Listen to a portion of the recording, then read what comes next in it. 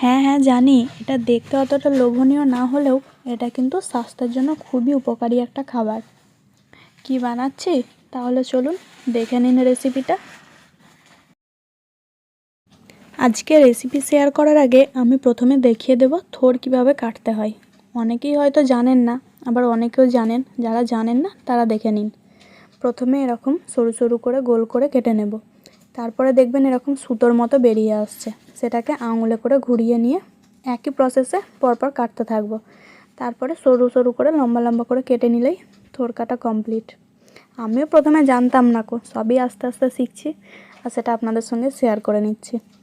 আজকে আমি বানাচ্ছি লাউ শাক দিয়ে থোড় ডালের রেসিপি। তার জন্য এখানে নিয়ে নিয়েছি পেঁয়াজ, আলু, লাউ শাক, এটা আমি কেটে ভালো করে ধুয়ে নিয়েছি। আর নিয়েছি ডাল, এখানে মুগ ও মসুর দু রকম ডাল পাইল করা আছে।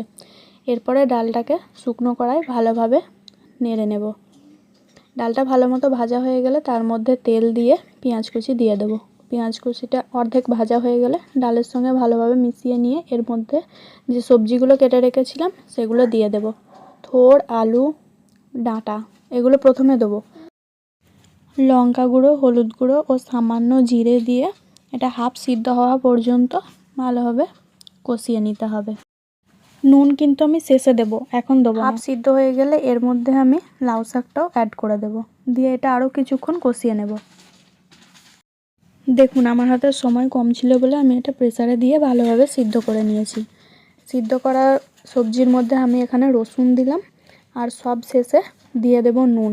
নুন কিন্তু প্রথমে দিলে হবে না, তাহলে কিন্তু ডাল সিদ্ধ হবে না। সব সময় তেল মশলাযুক্ত খাবার না খেয়ে কখনো কখনো এরকমও বানিয়ে দেখতে পারেন, খেতে কিন্তু মন্দ হয় না।